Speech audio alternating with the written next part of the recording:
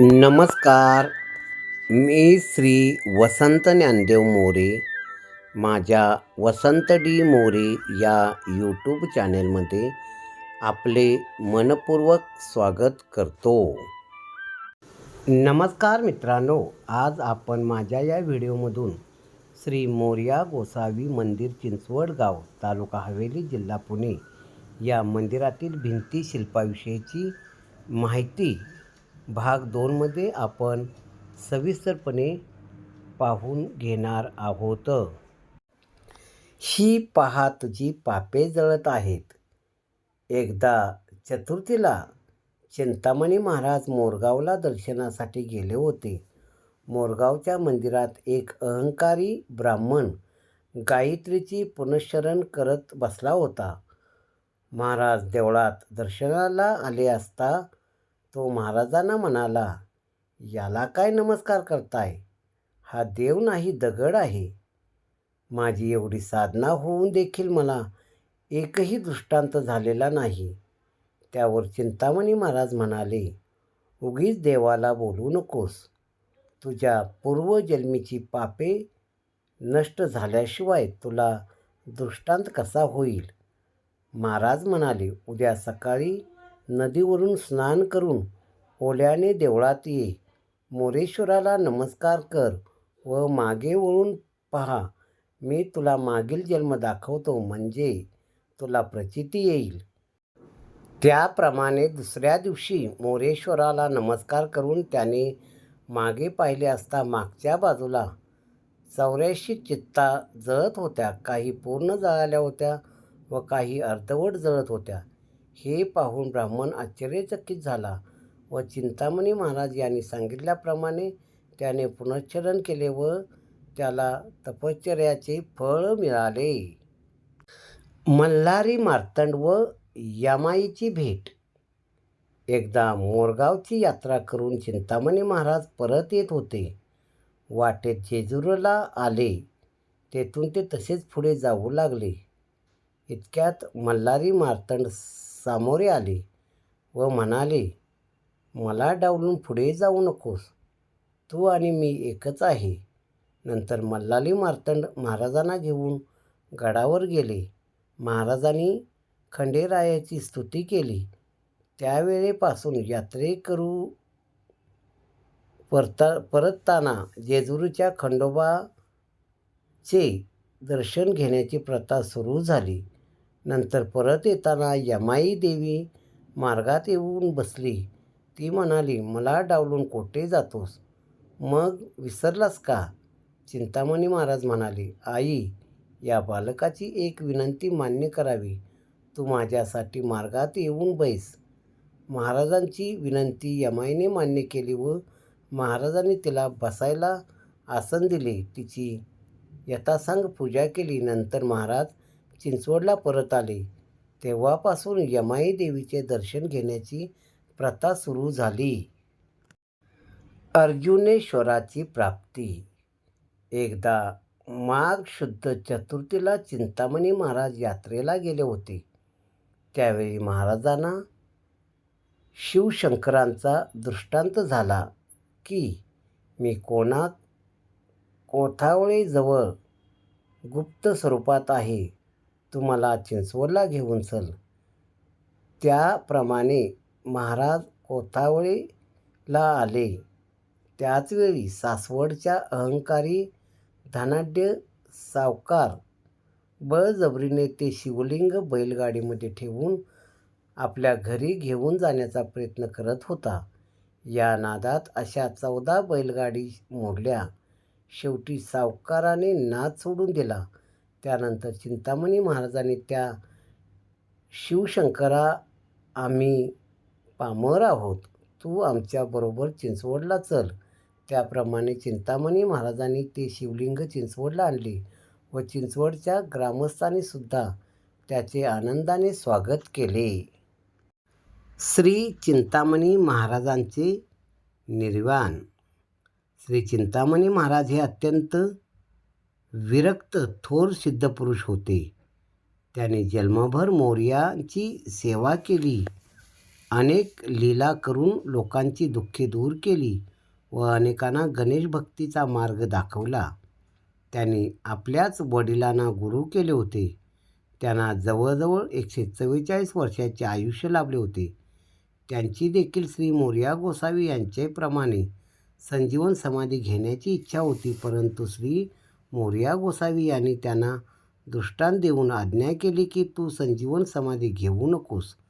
त्याप्रमाणे त्याने आपल्या मुलाला सांगून ठेवले की माझ्या मृत्यूनंतर माझे दहन या गुहेत करावे. नंतर पौष वद्य चतुर्थी शके 1547 रोजी रात्री चंद्रोदय झाल्यानंतर चिंतामणी महाराजांनी मोरयांचे नामस्मरण करीत आपला देह सोडला व त्यांच्या इच्छेप्रमाणे त्यांनी तयार केलेल्या गुहेतच त्यांचे दहन केले व दहन केल्यानंतर तेथे श्री गणेशाची शिळा उमटली.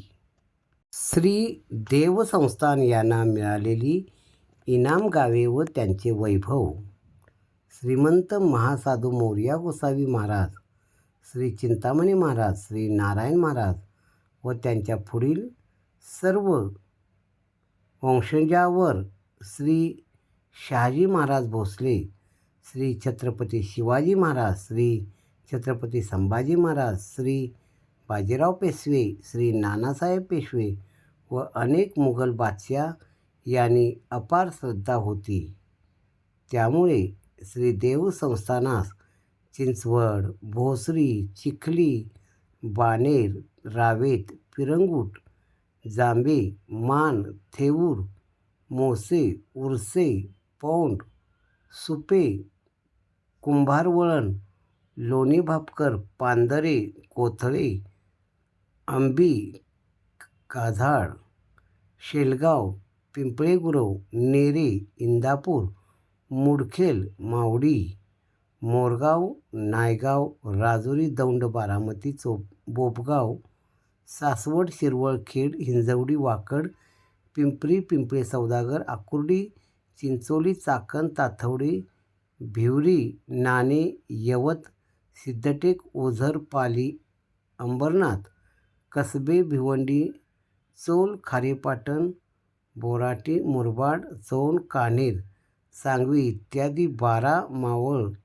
या स्वराज्याच्या प्रारंभी व स्वराज्याची स्थापना झाल्यानंतर अशी गावं इनाम म्हणून या श्री देव संस्थानाला दिली गेली. साप चिरला गेला. चिंचवडला दर संकष्टी चतुर्थीला ब्राह्मण भोजन होत असे. एकदा स्वयंपाक करणाऱ्या व्यक्तीकडून भाजी चिरत असताना त्याबरोबर एक साप चिरला गेला. भाजीबरोबर सापही शिजत टाकला गेला. हा प्रकार कोणाच्याही लक्षात आला नाही. ही भाजी ब्राह्मणाने खाल्ली असती तर विषबाधा झाली असती. चंद्रोदय झाल्यानंतर पाने मांडली गेली. ब्राह्मणांना विषबाधा होईल म्हणून श्री मंगलमूर्तीने सर्व विष शोषून घेतले व त्यामुळे श्री मंगलमूर्तीची मूर्ती ही काळी हिरवी रंगाची झाली. कोणालाच कळेना की शेंदूर चर्चित मूर्ती या रंगाची कशी झाली. ब्राह्मण जेवायला बसले व एका ब्राह्मणाच्या भाजीत त्याला सापाचा तुकडा सापडला. त्यानंतर सर्वांना कळाले की श्री मंगलमूर्तीने विष घेतल्याने कोणालाही विषबाधा झालेली नाही. श्री गणेशाचा साक्षात्कार. श्री गणेशभक्त सदाचार संपन्न श्री वामन भट्ट आणि त्यांची धर्मपत्नी सौ पार्वती देवी पुत्र संततीसाठी व्याकुळ होते.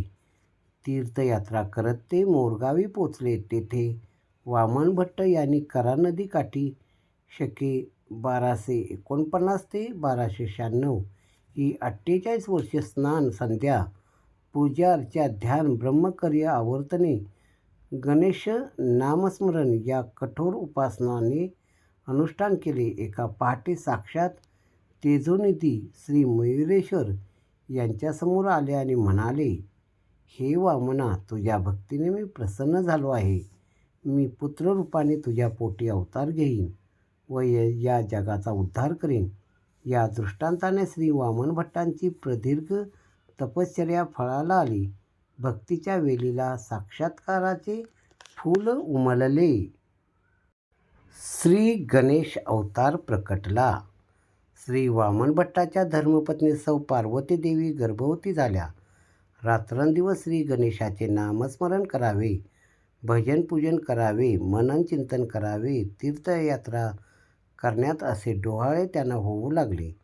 नंतर 9 महिने पूर्ण होऊन माघ शुद्ध 4 शके 1297 मध्यान्हकाळी सौ पार्वती देवी प्रसूत झाल्या व त्यांना पुत्रप्राप्ती झाली. श्री मयुरेश्वराने श्री गजाननाच्या स्वरूपात पुत्ररूपाने सौ पार्वती मातेच्या पोटी अवतार घेतला. 12 दिवसांनी बारसे झाले. मुलाचे नाव मोरया ठेवले. पुढे जाऊन मोरगावच्या मयुरेश्वराने श्री मोरया गोसावींना प्रसन्न होऊन वरदान दिले की माझ्या नावापुढे तुझे नाव लागेल. तेव्हापासून मंगलमूर्ती मोरया हा जयघोष प्रचलित झाला. नाथपंथाची दीक्षा. मोरगावात एकदा तापाची साथ आली होती. मोरयाला सुद्धा जास्त ताप आला. बरेच उपचार करूनही बरेच दिवस ताप उतरला नाही. हे पाहून वामन भट्टांनी श्री मयुरेश्वराची प्रार्थना केली. तेव्हा तेथे एक गोसावी आला. त्याचे नाव श्री नयन भारती गोसावी होते आणि ते म्हणाले, हे देवा, हे काय, अजून तुम्हाला अवतार कार्य पूर्ण करावयाचे आहे. नंतर त्या गोसाव्याने थोडासा अंगारा मोरयांच्या कपाळी लावला. तात्काळ मोरया उठून बसला व गोसाव्याने मोरयाला गुरुमंत्र दिला. कफनी व रुद्राक्षाची माळ दिली. त्या गोसाव्याने वामन भट्टांना सांगितले की तुमचा मुलगा प्रत्यक्ष मोरगावच्या मयुरेश्वराचा अवतार आहे. वाघाची शिळा झाली. महासाधू श्री मोरया गोसावी महाराज हे श्री क्षेत्र थेऊर येथे तपश्चर्याला बसले असताना जंगलातून एक वाघ आला. श्री मोरयांना पाहून त्यांना खाण्याकरता भयंकर गर्जना करून त्यांच्यावर त्याने झडप घातली. त्या गर्जनेने श्री मोरयांनी डोळे उघडले. त्याच्याकडे पाहिले असता श्री मोरयांच्या तप तेजाने क्षणात त्या वाघाची शिळा झाली. अजूनही ती शिळा थेऊर येथे पाहायला मिळते. श्री मोरया गोसावींना केलेल्या सर्पदंशातून सर्पाची मुक्ती. श्री महासाधू मोरया गोसावी एकदा मोरगावकडून थेऊरकडे येताना वाटेत एक डोंगर लागला. तेथे एक महाभयंकर सर्प होता.